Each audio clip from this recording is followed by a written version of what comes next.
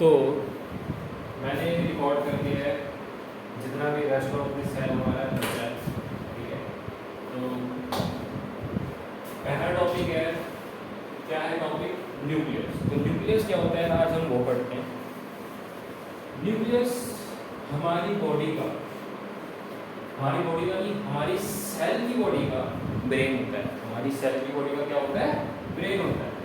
तो सबसे पहले कुछ पॉइंट्स लिखते हैं, फिर उसके बाद वो जो एंड में उन्होंने इसमें मैंने जो डायग्राम्स बनाए हैं उनको मैं समझाता हूँ। पहले मैंने लिख लिया है कुछ, फिर मैं समझाता हूँ, जिससे कि रिकॉर्डेड लेक्चर थोड़ा छोटा भी बने और आप लोग पॉज करके इसको पूरा नोट डाउन करोगे सबसे पहले। उसके बाद फिर एक पॉइंट जब मैं समझाऊंगा तब कोई भी पेन से नहीं लिखेगा, सारे लोग क्या करेंगे, समझेंगे बस, ठीक है। तो न्यूक्लियस क्या होता है? सबसे पहले मैंने न्यूक्लियस बता दिया आपको क्या होता है। न्यूक्लियस क्या होता है? हमारा सेल का ब्रेन होता है, ठीक है। It is the control centre of the cell. मतलब जितना भी कंट्रोल एंड कोऑर्डिनेशन जितना भी बॉडी करती है, सेल की बॉडी करती है कि हमें यहाँ से यहाँ मूव करना है, हमें इसको इनहेल करना है, हमें इसको एक्सहेल करना है, जितना भी कंट्रोल सेल का वो कौन करता है? न्यूक्लियस। तो हम इसको क्या बोलते हैं? It is the control centre of the cell. It is the control centre of the cell. उसके बाद सेकंड पॉइंट क्या है? It has double membrane called nuclear envelope. अच्छा, ये वाले डायग्राम को भी नहीं देखा कोई भी। ये एक मैंने सेल बनाया है। कैसा सेल बनाया मैंने? सेल बहुत डिफरेंट टाइप्स के होते हैं। मैंने एक राउंड सेल बना दिया, ठीक है। सपोज करो कोई एक सेल है जो राउंड शेप में है, ठीक है। ये एक मेरा एक सेल है राउंड शेप में, इसके अंदर ये क्या है? न्यूक्लियस। तो डाउट होता है काफी बच्चों को कि न्यूक्लियस सेंटर में होना चाहिए। नो, न्यूक्लियस कभी भी सेंटर में नहीं होता, बट हाँ एनिमल सेल में कहीं ना कहीं सेंटर में लोकेटेड होता है। सेंटर में भी नहीं होता, वो सेंटर से थोड़ा इधर उधर होता है, ठीक है। प्योर सेंटर में तो नहीं होता, जैसे एक सर्कल है इसका सेंटर होना चाहिए, बट ये इधर उधर होगा, ठीक है। तो हम अभी एक राउंड सेल बना रहे हैं और एक न्यूक्लियस बना रहे हैं। अच्छा, न्यूक्लियस डबल मेम्ब्रेन होता है। जब भी मैंने उसको क्या कैसे बनाया है? Double membrane. एक लेयर बाहर भी है और एक मेम्ब्रेन अंदर भी है, तो it has double membrane called nuclear envelope. अच्छा, ये जो बाहर वाली दोनों मेम्ब्रेन है, इसी को हम बोल रहे हैं डबल मेम्ब्रेन, और इसी को हम एक नाम दे देते हैं। क्या नाम दे देते हैं? Nuclear envelope. जब आप लोग किसी को लेटर सेंड करते हो तो आप उसको किसमें पैक करते हो? एनवेलप में पैक करते हो, ठीक है। तब जाके स्पीड पोस्ट वगैरह करते हो, पोस्ट ऑफिस में फिर जाके वो जाता है। जैसे अभी मेरी जितनी मेरी सिस्टर्स है, गर्ल सिस्टर्स, तो मेरे होम टाउन से भेजती है, वो क्या करती हैं?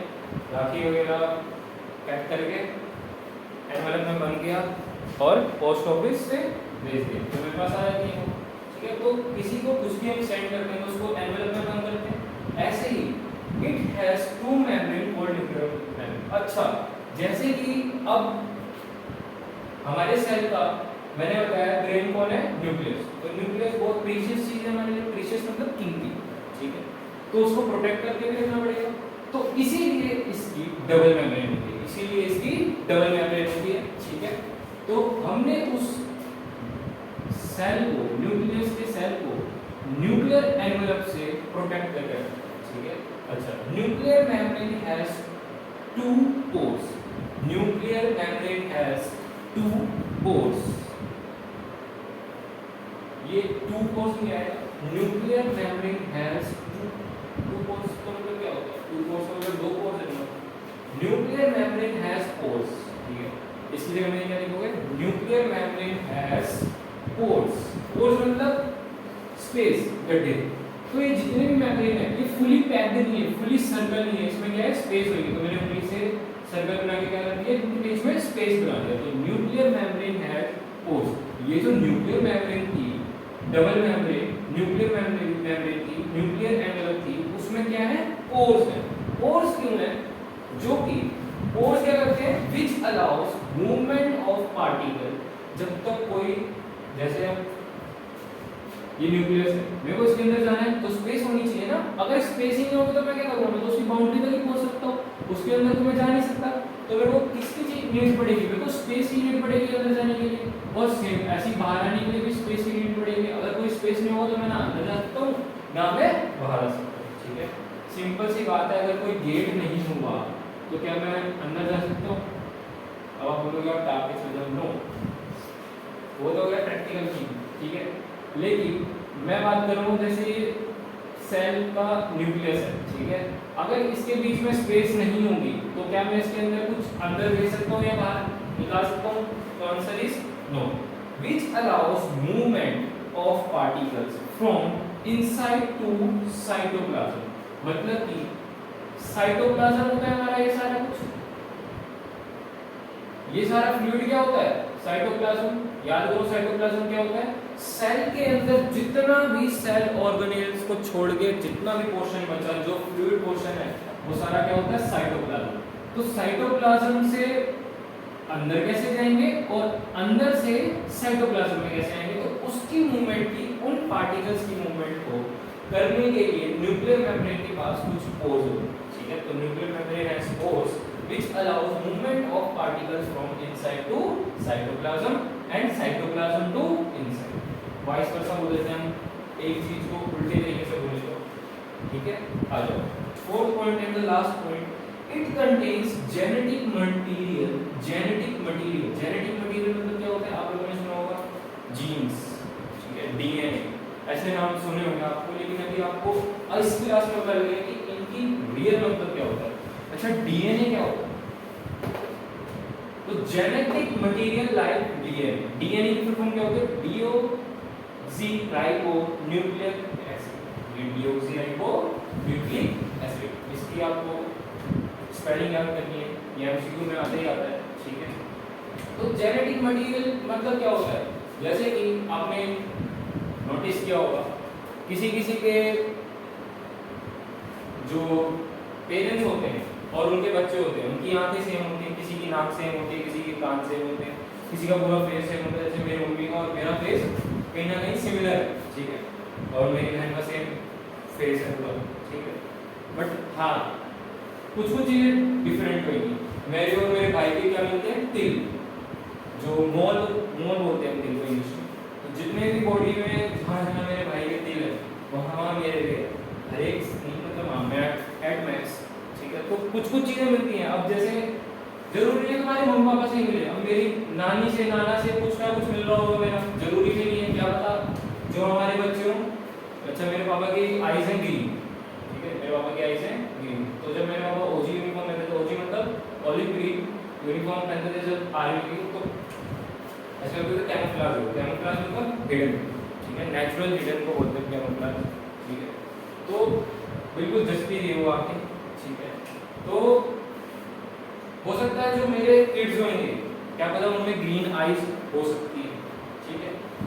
अच्छा, किसी किसी की आंखें में इतना पावर नहीं थी, तो किसी किसी को बचपन से चश्मा लगा होता, तो ये भी कहीं ना कहीं किससे ट्रांसफर हो रहा है? जीन्स से।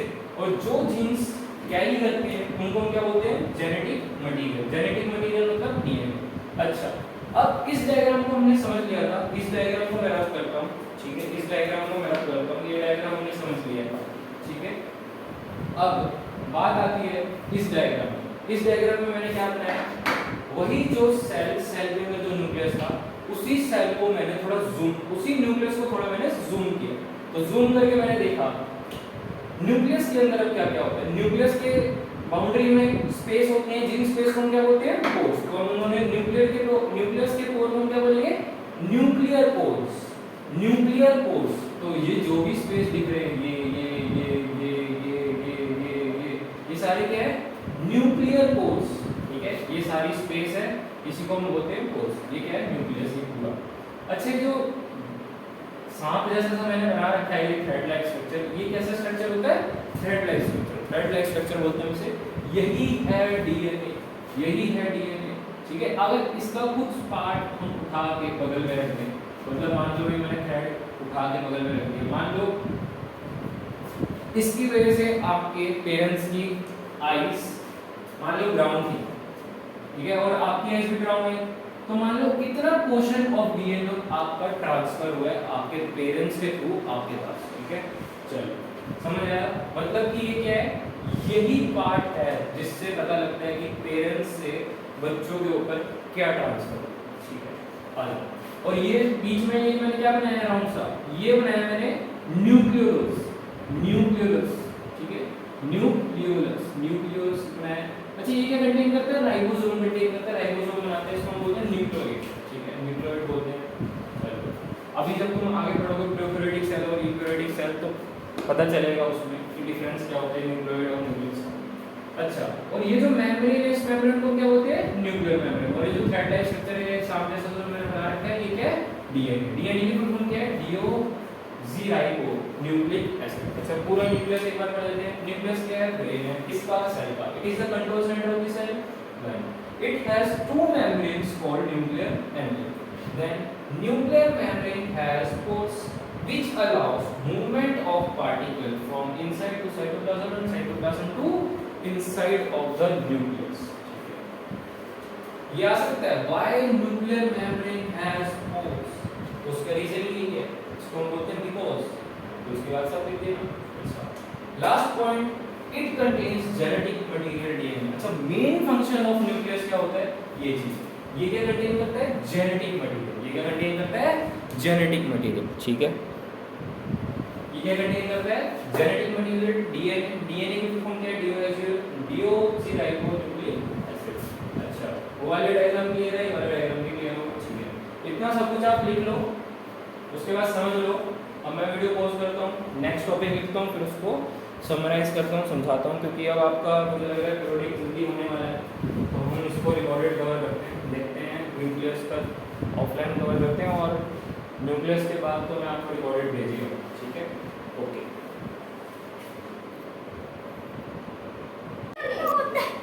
चलो आ जाओ, चलो आप करो ही बात में, तो कंपनी करने आ 5 मिनट में रिकॉर्ड करके उसके बाद आपको डाउट्स, ठीक है।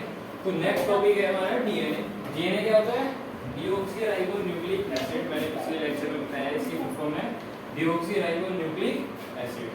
तो कुछ पॉइंट्स लिख लेते हैं पहले डीएनए के बारे में, ठीक है। डीएनए कैसे दिखता है, वैसा डबल स्ट्रैंडेड और सिंगल स्ट्रैंडेड भी होता है, आपको इसके डायग्राम पे नहीं जाना है, ठीक है। तो डीऑक्सीराइबोन्यूक्लिक एसिड कैसा स्ट्रक्चर होता है, इसका स्ट्रक्चर कैसा होता है, थ्रेड लाइक स्ट्रक्चर। इसका स्ट्रक्चर कैसा होता है, थ्रेड लाइक स्ट्रक्चर, जो कि कहां पे प्रेजेंट होता है, न्यूक्लियस में। मैंने पिछले वीडियो में आपको बना के दिखाया क्या कि डीएनए कैसे दिखता है। हम पहले बनाएंगे न्यूक्लियस। न्यूक्लियस कैसा होता है, डबल मेम्ब्रेन, ठीक है। तो डबल मेम्ब्रेन मतलब बीच में पोर्स बना लो और एक बना लो न्यूक्लियोइड, और ये जो थ्रेड लाइक स्ट्रक्चर है ये क्या है, ये सब क्या कहलाते हैं, डीएनए। थ्रेड लाइक स्ट्रक्चर को हम क्या कहते हैं, डीएनए। तो वही है पहला पॉइंट, स्ट्रक्चर के ऊपर है, thread like structure present in nucleus. ये कहां पे प्रेजेंट होता है, न्यूक्लियस। और न्यूक्लियस क्या होता है, हमारा सेल का ब्रेन, ठीक है। अच्छा ये क्या कंटेन करता है, it contains information about our all characters. आपकी नाक कैसी है, आंख कैसी है, होंठ कैसे है, शक्ल कैसी है, ये सब क्या से बताता है, क्या बताता है, डीएनए बताता है आपका, ठीक है। किसी किसी की नाक ऐसी होती है, किसी किसी की नाक ठीक होती है, अच्छा सब कुछ ये बताता है आपके फेस के कलर के बारे में, ठीक है। आपके पेरेंट्स से आपको क्या इनहेरिट हुआ है, प्लस आपके ग्रैंड पेरेंट्स से आपको क्या इनहेरिट हो रहा है, ये सारी इंफॉर्मेशन कौन देता है, डीएनए। ये सारी इंफॉर्मेशन कौन देता है, हमारा डीएनए, ठीक है। डीएनए की फॉर्म क्या होती है, deoxyribonucleic acid. Last point, third point, it gives genetic information from one generation to another generation। अच्छा genetic information क्या होती है, genetic information मतलब होती है कि आपके पेरेंट्स से कौन कौन से जीन ट्रांसफर हुए हैं, आपके आईज का कलर, ठीक है, आपके होंठ का कलर, आपके स्ट्रक्चर ऑफ द फेस, सब कुछ, ठीक है। हाइट होती है इसमें इंक्लूड होती है, प्लस मोल्स जितने भी आपकी बॉडी में वो, अच्छा बर्थ मार्क भी होते हैं किसी किसी को, वो सब क्या होते हैं, जेनेटिक इंफॉर्मेशन आपके जो पेरेंट्स से आप तक ट्रांसफर होती है, हम उसको क्या बोलते हैं, डीएनए, ठीक है। किसकी वजह से होती है, डीएनए की वजह से होती है। अच्छा जैसे कि एग्जांपल में स्किन कलर ले लो, आई कलर ले लो, ठीक है। आई कलर बहुत तरीके का होता है, अच्छा कुछ लेंसेज भी आ गए हैं जिन दो जो उनसी कलर की सतरंगी आंख बनानी है, सतरंगी आंख बना सकते हो, ठीक है। तो कुछ परमानेंट लेंसेज भी होते हैं, कुछ टेम्परेरी लेंसेज भी होते हैं, ठीक है। तो वो तो एक ही बार देखा मैंने, मेट्रो में देखा था, देख के चौंक गया था। चलो आ जाओ। उसकी आँख थी, अच्छा वो लड़की थी, उसकी आँख थी सतरंगी कलर की, उसमें सारे रेनबो कलर थे उसकी आँख से। मतलब अगर मैं उसकी आँख से आँख अपनी फेस कर रहा हूँ तो मैं ही कंफ्यूज हो रहा हूँ, मैं ही हिप्नोटाइज हो रहा हूँ एक काइंड ऑफ। इतनी कंफ्यूजिंग आँख बना रखी थी उसने, पता नहीं उसने क्या करा था, भगवान जाने। काला जादू तो नहीं, वो डांस। एक डेफिनेशन लिख लो जीन। जीन क्या होता है? जीन क्या होता है? Gene is a specific segment of DNA. एक डीएनए का स्पेसिफिक सेगमेंट होता है। अच्छा ये जैसे यहाँ से लेके यहाँ तक ये हमने बना रखा है डीएनए, ठीक है, हमने क्या बनाया है? डीएनए। अब मान लो जैसे कि यहाँ से लेके अगर मैं यहाँ तक पार्ट उठा लूँ और मान लो कि ये आईज को रिप्रेजेंट कर रहा है किसके? मेरे पेरेंट्स के। मान लो कि मेरी मम्मी के आँख का डीएनए, ठीक है, मतलब मेरी मम्मी की आँख मान लो कहीं ना कहीं ब्राउनिश या फिर ब्लैक मान लो, ठीक है, धूप में ब्राउन हो जाती है वैसे ब्लैक, ठीक है, तो ओरिजिनल कलर ब्लैक ही है। तो मान लो अगर मैं इतना पार्ट उठा के साइड में रख रहा हूँ, इतना पार्ट उठा के मैं साइड में रख रहा हूँ, ठीक है, इतना पार्ट उठा के अगर मैं साइड में रख रहा हूँ, तो मान लो ये वाला जो पार्ट है, ये पर्टिकुलर पार्ट है, ये किसको इंडिकेट कर रहे हैं? आंखों को, ठीक है, किसको इंडिकेट कर रहा है? आंखों को। तो वही है gene. Gene is a specific segment of DNA that contains the code, that contains the code. Basically ये क्या होता है कि यहाँ से लेके यहाँ तक अगर आप उठाओगे तो आपकी आंख कैसे हो जाएगी? ब्राउन कलर की, ठीक है। अगर ये वाला पर्टिकुलर जीन आपके पेरेंट्स से आप तक आया है तो क्या आएगा इसका आंसर? कि जो कलर आपके पेरेंट्स की आंखों का था वही कलर आपके आंखों का हो जाएगा, ठीक है। The code for a particular character such as eye color, skin color and shape of the nose and hair type etc. ठीक है, तो जीन क्या है वो सब हो गया क्लियर। डीएनए क्या है, ठीक है। चलो तो नेक्स्ट टॉपिक अब थोड़ी देर बाद रुक के करेंगे, बच्चे आ गए हैं, बंद कर दो, आ जाओ। तो हमारा ये आगे का लेक्चर है, ठीक है, ये दूसरा दिन स्टार्ट हो गया। मैंने उस दिन की रिकॉर्डिंग मतलब उधर तक की रिकॉर्डिंग उस दिन ही करी थी, न्यू डे, ठीक है। तो हमारा नेक्स्ट टॉपिक है क्रोमेटिन एंड क्रोमोसोम। हम पता करेंगे कि क्रोमेटिन क्या होता है एंड क्रोमोसोम क्या होता है। बेसिकली क्रोमेटिन एंड क्रोमोसोम कुछ नहीं है, दोनों चीजें एक हैं। ये क्या है? ये क्या है? Plasma membrane, plasma membrane of any cell, plasma membrane of any cell. और ये जो अंदर जो इसमें ये सब थ्रेड लाइक पड़ा हुआ है सब कुछ, ये सब क्या है? सांप जैसा। ये इसी को कहते हैं हम क्रोमेटिन, इसी को हम कहते हैं क्रोमेटिन। अच्छा क्रोमेटिन कैसा दिखता है? Scattered form of DNA in nucleus. ये क्या है? एक न्यूक्लियस है, ये प्लाज्मा मेम्ब्रेन नहीं, ये न्यूक्लियस है। न्यूक्लियस के अंदर जो डीएनए होता है, जो डीएनए होता है वो कुछ इस शेप का बड़ा होता है, क्रोमेटिन, ठीक है, वही होता है क्रोमेटिन। और ये कौन सी फॉर्म होता है? Scattered form of DNA in nucleus. अच्छा इसका स्ट्रक्चर ऐसा होता है, थ्रेड लाइक स्ट्रक्चर होता है, तो लिख लो second point thread like structure. अच्छा एक बहुत कम इंपॉर्टेंट चीज, जस्ट एक आपको न्यू एनसीईआरटी की टर्म दे रखी है तो इसको इसलिए कवर कर रहे हैं, वैसे इतनी कोई खास इंपॉर्टेंट नहीं है। अच्छा जब when the cell is about to divide, जब सेल डिवाइड होने के दौरान क्या रहता है, तो ये जितना भी थ्रेड लाइक स्ट्रक्चर है, इतना फैला हुआ है, ये सब कंडेंस हो जाता है। कंडेंस मतलब इसी को, इसी थ्रेड लाइक स्ट्रक्चर को चिपका के मतलब बना लो कि मैं इतना सा बना रहा हूँ, उसको इतना सा बना रहा हूँ। मान लो मैंने इसको इतना कंडेंस करा कि ये इस शेप में हो गया। इसकी शेप कुछ ऐसे होती है, एक्स साइज की शेप होती है इसकी, ठीक है, एक्स साइज की शेप होती है इसकी। कंडेंस करके इसको ऐसे कर दिया, ठीक है। तो जो अब आपका जो क्रोमेटिन था वो एक शेप्ड फॉर्म में बन जाता है जब, तो हम उसको क्या कहते हैं? क्रोमोसोम। उसी को हम क्या कहते हैं? क्रोमोसोम। जब आप आगे जाकर रिप्रोडक्शन चैप्टर पढ़ोगे तब उसमें पता लगेगा कि हैप्लॉइड सेल क्या होता है, डिप्लॉइड सेल क्या होता है, क्रोमोसोम क्या होता है। हमारी बॉडी में क्रोमोसोम कितने होते हैं, कितने पेयर के बनते हैं, किससे फीमेल बनते हैं, किससे मेल बनता है। एक्स क्रोमोसोम से क्या बनता है? एक्स बाद में जाके क्या बनता है? एक्स वाई बाद में जाके क्या बनता है। जब हम रिप्रोडक्शन पढ़ेंगे तब जाके हम इसको डिटेल में समझेंगे, ठीक है। अच्छा तो जैसे ये स्कैटर्ड फॉर्म में होता है क्रोमेटिन, वैसे ये हाईली कंडेंस्ड, मैंने बोला हाईली कंडेंस्ड, उसी सेम चीज को हम कंडेंस कर रहे हैं, हाईली कंडेंस्ड एंड कोइड फॉर्म में coed form of DNA in nucleus. ये क्या है, न्यूक्लियस है, न्यूक्लियस के अंदर ये सब कुछ है, ठीक है। अच्छा सेकंड पॉइंट क्या है, इसकी शेप कैसी होती है, रोड लाइक स्ट्रक्चर। ये कैसा है, रोड लाइक स्ट्रक्चर होता है। मान लो एक रोड ये और एक रोड ये, ठीक है। तो एक एक्स टाइप का कुछ होती है इसकी शेप, ठीक है। चलो एक नोट करके पॉइंट लिख लेना, जो क्रोमोसोम है वो क्या क्या कंटेन करता है, डीएनए और उसके साथ साथ प्रोटीन। ये एमसीक्यू में आ सकता है, ठीक है।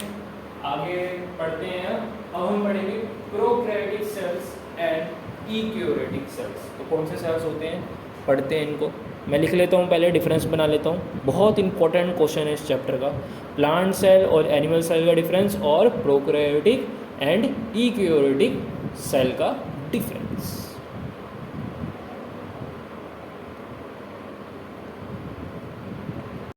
आ जाओ, तो हम बात करते हैं difference between prokaryotic cell and eukaryotic cell. Eukaryotic भी बोलते हैं, कुछ लोग ई भी बोलते हैं, बट ई हमारे यहाँ पे साइलेंट होता है, तो इसको क्या बोलते हैं, यूकैरियोटिक सेल। तो दो तरीके के सेल होते हैं हमारे पास, prokaryotic cell and eukaryotic cell, ठीक है। कोई दिक्कत, चलो आ जाओ, कोई दिक्कत नहीं है। अच्छा in this cell nuclear region, अच्छा ये जो मैंने डायग्राम बनाया है वो देखो, ठीक है। In this cell nuclear region is not well defined, मतलब कि जो हमारे पास जितने भी तरीके के हमारे पास प्रोकैरियोटिक ऑर्गेनिजम्स होते हैं या सेल होते हैं, उनके वेल डिफाइंड नहीं होता, मतलब कि उनके पास कोई न्यूक्लियस नहीं होता, उनके पास कोई भी न्यूक्लियस नहीं होता। तो हम एक पॉइंट क्या बना सकते हैं, prokaryotic cell does not have any nucleus but eukaryotic cell have nucleus, ठीक है। अच्छा इनके पास न्यूक्लियस नहीं होता, बट न्यूक्लियस की जगह कुछ और होता है, तो क्या होता है वो पढ़ते हैं, it is known as nucleoid. मतलब कि ये जो तुम, ये एग्जांपल है प्रोकैरियोटिक सेल का, बैक्टीरिया, ठीक है। इनके पास क्या होता है, एक तो टेल होती है, ये टेल को क्या बोलते हैं, फ्लैजेला, और ये तरीके का ये पूरा बैक्टीरिया है, इसके अंदर ये राइबोसोम है। अच्छा ये जो मैंने कोएड फॉर्म में बना रखा है, ये क्या है, ये है डीएनए, ये क्या है, डीएनए। तो इसी डीएनए को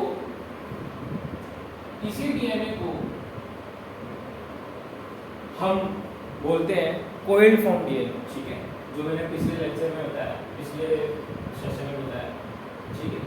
तो यहाँ पर न्यूक्लियस नहीं होता, बट यहाँ पे क्या होता है, न्यूक्लियोइड होता है।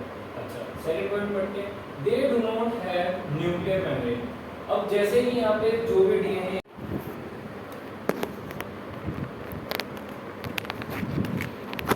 चलो एकदम से बीच में रुक गया था, सारा कुछ सेटअप सूटअप, ठीक है। मैंने चेक करा तो रिकॉर्ड तो हुआ ही नहीं है, तो कोई बात नहीं,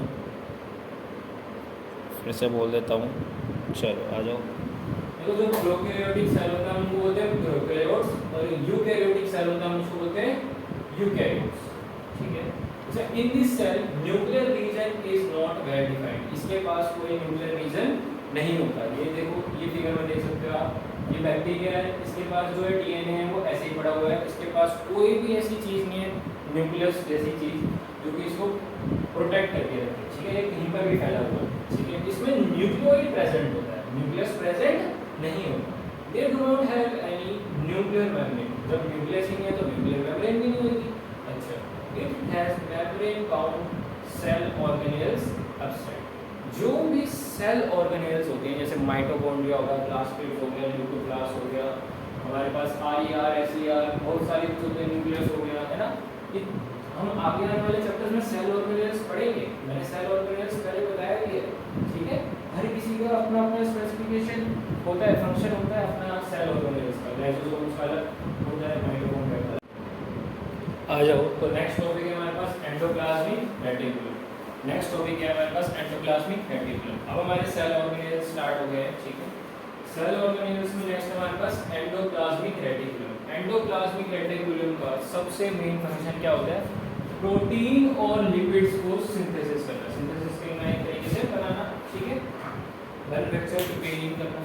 तो प्रोटीन और लिपिड्स को सिंथेसाइज करने में हमारा मेन फंक्शन रोल प्ले करता है हमारा एंडोप्लाज्मिक रेटिकुलम, ठीक है। अच्छा, इसके कुछ पॉइंट्स हैं, लिख लो। ये दो प्रकार का होता है। पहले तो सेल में टू टाइप्स का होता है, टू टाइप्स का। एक होता है रफ एंडोप्लाज्मिक रेटिकुलम और एक होता है स्मूथ एंडोप्लाज्मिक रेटिकुलम। इसका डिफरेंस बहुत इंपॉर्टेंट है, ठीक है। इससे नेक्स्ट हम इसका डिफरेंस लिखेंगे टेबल वाला, ठीक है। चलो, तो आरईआर में क्या बोलते हैं? RER stands for rough endoplasmic reticulum, ठीक है। अच्छा, जो आरईआर है, इसका नाम आरईआर क्यों रखा गया? इसके ऊपर हम काइंड ऑफ ये कह सकते हैं क्योंकि इसमें राइबोसोम्स नाम की चीज प्रेजेंट होती है। राइबोसोम क्या होता है मैं आपको समझाऊंगा। Ribosome are attached to the surface in RER, और इसमें जो राइबोसोम होते हैं वो अटैच्ड नहीं होते। अच्छा, बेसिकली एंडोप्लाज्मिक रेटिकुलम के बारे में कुछ पढ़ लेते हैं। It is a large network of membrane bound tubes and sheets, ठीक है। इनके पास लार्ज नेटवर्क्स होते हैं। तो जैसे न्यूक्लियस आप लोगों ने देखा है, न्यूक्लियस के आगे पीछे ये ऐसे ऐसे जो लगे बने होते हैं ना, ऐसे ऐसे, यही होते हैं एंडोप्लाज्मिक रेटिकुलम। ये क्या होते हैं? एंडोप्लाज्मिक रेटिकुलम, ठीक है।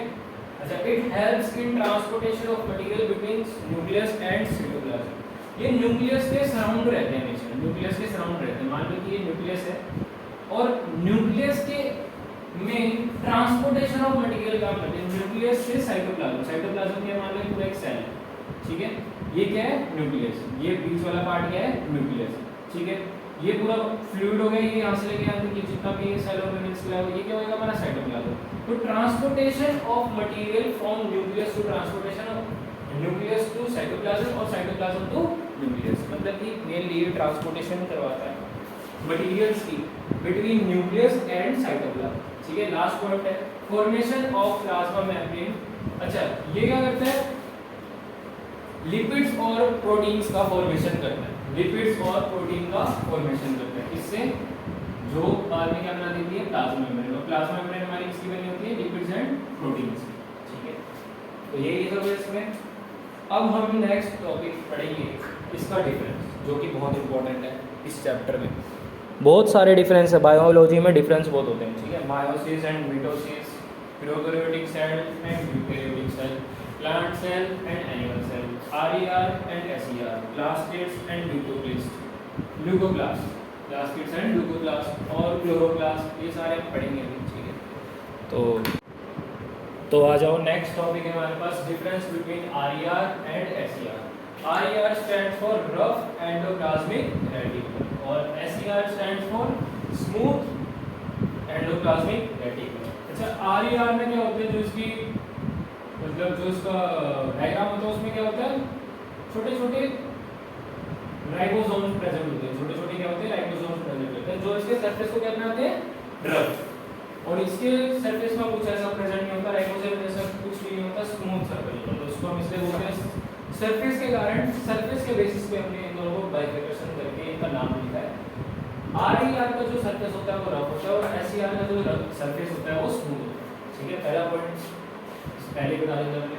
Ribosomes are attached to the surface of endoplasmic reticulum. ER stands for endoplasmic reticulum. इसमें राइबोसोम्स नॉट अटैच्ड। अगर राइबोसोम अटैच्ड है तो जाहिर सी बात है कि रफ होगा इसका सरफेस। कोई भी चीज अगर सरफेस के ऊपर प्रेजेंट रहेगी तो खुरदरा बन जाएगी, है ना। उसके बाद नेक्स्ट पॉइंट है it appears rough under microscope. जब इसको माइक्रोस्कोप से स्टडी कर रहे होते हैं इसकी, तो ये रफ दिखता है। रफ कैसे दिखता है? ऊपर नीचे ऊपर नीचे ऊपर नीचे ऊपर नीचे तो दिखेगा ही, क्योंकि इसके सरफेस में क्या प्रेजेंट है? इसके प्रेजेंट में इसके सरफेस में प्रेजेंट है रफ राइबोसोम। तो ये जैसे अगर हम जा रहे हैं तो ये हमें थोड़े थोड़े बीच में देख के घूमना पड़ेगा ना। तो ये सब क्या है? राइबोसोम। इन्हीं राइबोसोम को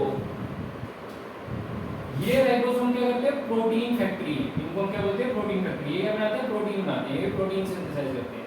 प्रोटीन सिंथेसाइज करते हैं with the help of ribosomes. इनको हम और क्या बोलते हैं? Protein factory. जैसे माइटोकॉन्ड्रिया को हम आगे पढ़ेंगे, power house of the cell बोलते हैं। लाइसोसोम को हम suicidal well of the cell बोलते हैं। न्यूक्लियस को ब्रेन ऑफ द सेल बोलते हैं। वैसे ही हम राइबोसोम को protein factory of the cell बोलते हैं, ठीक है। कोई दिक्कत? अच्छा, कुछ प्रोटीन सिंथेसाइज करते हैं एंजाइम। एंजाइम क्या होता है? कैटलिस्ट। एंजाइम क्या होता है? जैसे केमिस्ट्री में कैटलिस्ट, वैसे है बायो में एंजाइम। एंजाइम क्या होता है? कुछ सिक्रीट करता है, ठीक है। तो जो कुछ प्रोटीन्स होते हैं वो क्या करते हैं, कुछ एंजाइम सिंथेसिस करते हैं। यहाँ पे एंजाइम सिंथेसिस होता है और उस साइड हार्मोन सिंथेसिस होते हैं। उस साइड क्या होते हैं, हार्मोन सिंथेसिस होते हैं। अच्छा, यहाँ पे जो भी काम प्रोटीन के लिए होगा, प्रोटीन के लिए होगा, वो यहीं पे काम सारा किसके ऊपर होगा, लिपिड्स के ऊपर। एसईआर में सारा काम किसके ऊपर होगा, लिपिड्स के ऊपर। ठीक है, प्रोटीन और लिपिड का फॉर्मेशन को हम बोलते हैं एंडोप्लाज्मिक रेटिकुलम या फिर RER और SER। RER बेसिकली हमारा प्रोटीन के लिए होता है और SER हमारा लिपिड्स के लिए होता है। ठीक है, चलो आ जाओ। फोर्थ पॉइंट क्या है, एंजाइम सिंथेसिस बाय प्रोटीन। अच्छा, यहाँ पे कोई भी रोल नहीं होता डिटॉक्सिफिकेशन का। डिटॉक्सिफिकेशन मतलब साफ करना, क्लीन करना। ठीक है, डिटॉक्सिफाई। चलो, इसमें कोई रोल नहीं होता। जब हम इसके पॉइंट्स पढ़ेंगे तब हमें समझ आएगा कि लास्ट पॉइंट इससे क्या बता रहा है। अच्छा, फर्स्ट पॉइंट क्या है, राइबोसोम नहीं होता टेस्ट, ये वो लिखा है अपीयर स्मूथ अंडर रिकॉर्ड। आ जाओ, ये बात नहीं आ जाओ। ये अपीयर होता है स्मूथ अंडर माइक्रोस्कोप, वो होता है रफ, क्योंकि इसका सरफेस में कुछ नहीं तो स्मूथ दिखता है। ये क्या सिंथेसिस करता है, लिपिड्स। अच्छा, कुछ लिपिड्स सिंथेसिस करती हैं हार्मोन्स को। वैसे जैसे ही कुछ प्रोटीन सिंथेसाइज करते हैं एक एंजाइम को, वैसे ही कुछ लिपिड्स सिंथेसाइज करती है हार्मोन्स को। ठीक है, नेक्स्ट पॉइंट क्या है, it helps in detoxification in liver. अच्छा, SER जो होता है उसका एक और काम होता है, उसका एक और काम क्या होता है, लीवर की साफ सफाई रखना। It helps in detoxification in liver. Detoxification in liver cell, liver cell में जितनी भी गंदगी है उसको साफ सफाई करना। किनकी, ऑफ वर्टिब्रेट्स। अच्छा, वर्टिब्रेट्स क्या होता है, हम डायवर्सिटी इन लिविंग ऑर्गेनिज्म में पढ़ेंगे। वर्टिब्रेट्स क्या होते हैं, एनिमल्स होते हैं जिनके पास बैकबोन होती है। ठीक है, हमारे पास बैकबोन, हम भी एक तरीके से वर्टिब्रेट्स हैं। ठीक है, जिनके एनिमल्स के पास बैकबोन होती है उनको क्या बोलते हैं, वर्टिब्रेट्स। ये क्या हेल्प करते हैं, डिटॉक्सिफिकेशन इन लिविंग सेल्स, मतलब कि liver cells, living cell, liver cells मतलब कि लीवर में जितने भी सेल्स हैं उनके साफ सफाई करती है, डिटॉक्सिफाई करती है। ठीक है, ये SER करती है। ठीक है, तो ये याद कर लेना, डिफरेंस बिटवीन RER और SER बहुत ज़्यादा इंपॉर्टेंट है। उसके बाद नेक्स्ट टॉपिक में चलते हैं। आ जाओ, नेक्स्ट टॉपिक है हमारा गोल्जी अपैरेटस। ठीक है, गोल्जी अपैरेटस और गोल्जी बॉडीज। इसको हम गोल्जी अपैरेटस भी बोलते हैं और गोल्जी बॉडीज भी बोलते हैं। ठीक है, इसका काम क्या होता है, इसका काम होता है पैकेजिंग करना, स्टोरेज करना और मॉडिफिकेशन करना। अच्छा, अब न्यूक्लियस के अगल बगल क्या होता है, एंडोप्लाज्मिक रेटिकुलम। एंडोप्लाज्मिक रेटिकुलम में क्या हुआ, प्रोटीन भी सिंथेसाइज हो गया और लिपिड्स भी सिंथेसाइज हो गए। तो प्रोटीन और लिपिड्स बन गया। ठीक है, अब प्रोटीन और लिपिड्स बन गया तो अब क्या होगा, उसी के बगल में ये होते हैं present Golgi bodies. Golgi bodies होती है वाईफाई की तरह जो दिखती है, वाईफाई की तरह जो दिखती है, अ काइंड ऑफ दिस। ठीक है, तो ये क्या करता है, जितना भी प्रोटीन और लिपिड सिंथेसाइज हुआ है ये सब अपने पास इकट्ठा करके क्या करता है, सबसे पहले क्या करता है, स्टोरेज। सबसे पहले स्टोरेज करता है, स्टोर करता है और चेक करता है कि कोई चीज़ ठीक है नहीं है, उसको मतलब हम यूज़ कर सकते हैं नहीं कर सकते। ठीक है, स्टोरेज करने के बाद जो चीज़ हमें तुरंत यूज़ करनी होती है उसको मॉडिफाई करके उसकी पैकेजिंग करके ट्रांसपोर्ट कर देता है। पैकेजिंग, स्टोरेज, मॉडिफिकेशन और ट्रांसपोर्टेशन, मॉडिफिकेशन और ट्रांसपोर्टेशन। ठीक है, ये चार इसके मेन फंक्शन होते हैं। अच्छा, ये जो चैनल जैसे बने हुए हैं इसको हम बोलते हैं स्टैक, इसको बोलते हैं हम स्टैक। ठीक है, ये इस पूरे अरेंजमेंट को बोलते हैं हम स्टैक, पैरेलल स्टैक्स। ये क्या है, ये पैरेलल स्टैक्स है, पैरेलल स्टैक्स आपस में मिलनी है। इन्हीं स्टैक्स को हम एक नाम से जानते हैं, क्लस्टर्स। ठीक है, इन्हीं पैरेलल स्टैक्स को हम क्या बोलते हैं, clusters. Membrane bound vesicles arranged nearly parallel to each other in stacks is called clusters. इन सबको हम क्या बोलते हैं, क्लस्टर्स। ठीक है, ये हमारी क्या है, गोल्जी बॉडी, तो हम सबको हम क्या बोलते हैं, क्लस्टर्स। अच्छा, इनका फंक्शन क्या होता है, इसका फंक्शन होता है स्टोरेज करना, स्टोर करना, मॉडिफिकेशन, मॉडिफाई करना and packaging of products, products की पैकेजिंग करना, like protein and lipids. Protein और लिपिड्स जो एंडोप्लाज्मिक रेटिकुलम में सिंथेसाइज हो गए उनकी स्टोरेज करना, मॉडिफिकेशन करना, पैकेजिंग करना। ठीक है, फ्रॉम ER लिखा हुआ बिल्कुल सही। और डिस्पैच करना टू वेरियस टारगेट, मतलब कि डिफरेंट सेल ऑर्गेनेल्स के पास ट्रांसपोर्टेशन करना जिनको उसकी जरूरत है।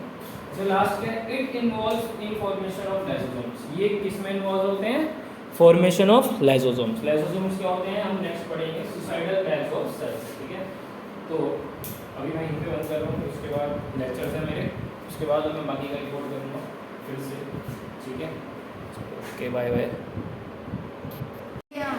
फोर, बेरिलियम, ठीक है, 5, boron, 6, carbon, 7, nitrogen, 8, oxygen, 9, fluorine, okay, neon, neon, magnesium, neon को वैसे लिखते हैं Ne, है ना, हाँ, सोडियम, सोडियम, मैग्नीशियम, याद है देख के बोल रहे एल्युमिनियम, कहाँ से देख के, ठीक है, सिलिकॉन हाँ, और कहाँ से फास्फोरस, देख के? फास्फोरस। आगे कहाँ पर पहुँचे हम? 16, फास्फोरस के बाद, क्लोरीन, अबे नहीं सॉरी, गलत लिखवा दिया, है ना क्लोरीन का सिंग है। यानी एडिट कर दिया, चलो, फास्फोरस, सोडा, यहाँ पे ऐसा आएगा, सल्फर, सल्फर, क्लोरीन, फिर क्लोरीन, फिर आर्गन, आर्गन, 90 और 20 होते हैं, पोटेशियम और कैल्शियम। यस, पोटेशियम और कैल्शियम, कोई दिक्कत? नहीं। ये स्टार्टिंग करती रिकॉर्डिंग से, माइक तो नहीं लगाना, आवाज तक भी आ जाती है। लगाई। लगाए दोस्त सुन रहा है ना, जनरेटर तो कम है नहीं, और 2 महीने के लिए मैंने इतना ज़्यादा किया नहीं कि मैं फालतू में, सर अगर ज़्यादा टाइम के लिए होता तो आप एग्जॉस्ट बदल लेना। ज़्यादा टाइम के लिए रखूँगा नहीं मैं। इस मोबाइल में वैसे भी मैं एग्जॉस्ट उसमें गर्मियों तक का यूज करना है। क्यों? और अभी शिफ्ट भी होना है। हाँ। वही तो बोला ज़्यादा टाइम के लिए होगा तो। आ जाओ, आज वो बता के जाना, फिर कोई जो भी बात होगी। वो मैं अभी आपको रिकॉर्डिंग के बाद एक्सप्लेन ठीक है, ठीक है। सुनो, ये मैंने लिख लिया एटॉमिक नंबर, ठीक है। अब मैं ये लिखूंगा इलेक्ट्रॉनिक कॉन्फ़िगरेशन। इलेक्ट्रॉनिक कॉन्फ़िगरेशन को मैं इजी से लिख रहा हूँ। इलेक्ट्रॉनिक कॉन्फ़िगरेशन पता है क्या होती है? कुछ मतलब वैलेंसी वैलेंसी इलेक्ट्रॉनिक कॉन्फ़िगरेशन करते कैसे? इलेक्ट्रॉनिक कॉन्फ़िगरेशन ये क्या होता है? जितने भी टोटल नंबर ऑफ एटम्स होते हैं, एटम्स मतलब एटॉमिक नंबर, जितने भी एटॉमिक नंबर होंगे उनको हम 4 सेल में रिप्रेजेंट करेंगे, A, L, M, N। सबसे पहले सेल होता है K, जिसकी कैपेसिटी कितनी होती है? 2 इलेक्ट्रॉन। जिसकी कैपेसिटी कितनी होती है? 2। इसमें केवल और केवल 2 ही आ सकते हैं बस। इसको हम क्या बोलते हैं? ड्यूप्लेट। इसको हम क्या बोलते हैं? ड्यूप्लेट। ठीक है। अच्छा, जो L सेल होता है उसमें उसकी कैपेसिटी कितनी होती है? 8 की, जिसको हम बोलते हैं ऑक्टेट। अगले की 8 होती है 18 होती है? अगले की होती है 18, मैम ने 8 लिखवा रखा है और उसकी लेकिन इसमें आगे भरते 8 है, हैं? ठीक है। क्यों? ये क्या था? इसके पीछे का रीजन बहुत ज़्यादा बड़ा है। इसको आप ये समझ लो कि आप ऑक्टेट रूल लगता है। इसमें ऑक्टेट रूल क्या होता है? ऑक्टा ऑक्टेट रूल मतलब 8 कंप्लीट कंप्लीट करना है। यस, 8 कंप्लीट करना है। 2 8 8 8 मतलब हर एक में हम 8 8 8 8 आगे जाके कंप्लीट करेंगे। पर कैपेसिटी ज्यादा है। हाँ, कैपेसिटी ज़्यादा है बट स्टेबल नहीं होता। उसके अंदर हम एलिमेंट्स लिख सकते हैं बट स्टेबल नहीं रहेगा। और n का भी सेम नहीं रहता है। n के कितने होते हैं? 2 8 18 32 यही होते हैं ना। 2n स्क्वायर से निकलता है, यस 32। ये निकलता कैसे? कौन से फॉर्मूले से? बोर ने बताया था। बोर एक साइंटिस्ट का नाम है। 2n square. 2n स्क्वायर मतलब अगर मैं n की वैल्यू 1 डालूंगा, k शेल में क्या होएगा? k शेल में ये सारे इन सबको में क्या बोलते हैं? शेल। ये भी एक शेल है, ये भी एक शेल है, ये भी एक शेल है, ये भी एक शेल है। मैं शॉर्ट में बता रहा हूँ, ठीक है, शॉर्ट में बता रहा हूँ। कोई दिक्कत नहीं आएगी, मतलब अगर कोई डाउट है तो बस पूछ लेना, ठीक है। हम इसको अच्छे से पढ़ेंगे लॉन्ग में जब आपका दूसरा चैप्टर आएगा, structure of atom. Structure of atom का पार्ट है सारा कुछ, ठीक है। हम लोग पढ़ा चुके हैं और शायद आएगा। पेपर में ये तो पढ़ा दिया। हाँ तो कब पढ़ा दिया? अरे वो तो ठीक है, पढ़ा तो दिया होगा बट स्ट्रक्चर ऑफ एटम में फिर से पढ़ोगे आप, ठीक है। मैंने ऐसे प्रैक्टिकल दोनों चैप्टर साथ-साथ हुए ना नेक्स्ट करके। अच्छा दोनों चैप्टर आ रहे हैं। और नहीं चटनी बनानी मतलब एक साथ। हाँ। पहले पुरानी एनसीईआरटी उठाई, नई एनसीईआरटी उठाई, खत्म। चलो ठीक है, मैं समझ रहा हूँ। आ जाओ। अगर n की वैल्यू 1 डालोगे k शेल में तो क्या वैल्यू क्या आएगी? 2 1 का स्क्वायर 2। तो इसकी कैपेसिटी कितनी होगी? 2। ये क्या निकालना है? कैपेसिटी, ठीक है। अब ये मत बोलना कि कैपेसिटी तो इसका मतलब ये वैलेंसी काइंड ऑफ वैलेंसी नहीं है। इसमें हम कितने नंबर ऑफ इलेक्ट्रॉन्स फिल कर सकते हैं? ये कितने नंबर ऑफ इलेक्ट्रॉन्स फिल कर सकते हैं? अच्छा के के बाद कौन सा सेल आता है L। एल एल में अगर हम n को 2 डाल देंगे तो क्या आएगा 2 टू द स्क्वायर क्या आएगा 4 into 2 8 वैसे ही m में क्या आएगा n equals to 8 n equals to 8 वाह n is equal to 3 नहीं होगी मैंने वही बोला है इसने equals to 8 बोला है n is equal to 8 कहाँ से आया मैंने भी सोच रहा क्या बना दूंगा 9 2 का 18 ठीक है ये 18 कैसे आया वो देखो के एल एम उसके बाद N। n अच्छा n के बाद भी शायद होते हैं जो आप पढ़ोगे 11 भरोसा नहीं है के ना L M N S P D chapter advance में है हाँ एस मतलब डी एफ ये S P D F electronic ये भी कन्फिगरेशन इनकी बहुत होगी। ज़्यादा खतरनाक होती है ये भी है। हाँ नहीं इनकी इनकी तो अच्छी खासी है यहाँ से शुरू करूँगा गरीब नहीं यहाँ से है जाएगी इनकी electronic configuration 1s2 4s2 4p3 याद करके होंगे खत्म खत्म जिंदगी जिंदगी ठीक है ले तो n is equal to 4 ये एपी लग रहा है फिलहाल तो ठीक है अभी जो हम ये कर रहे हैं n is equal to 4 तो इसमें 2 n की वैल्यू क्या डालनी है 4 4 4 तो 16 16 into 2 32 तो 2 8 18 32 तो आपको बस इतना याद रखना है k में 2 होते हैं l में 1 और m में 18 और n में 32 ठीक है चलो इतना समझ आ गया तो ये SPTF जो है ये आगे है इसके बाद बीच में है नहीं n और इसके बीच में इसके बाद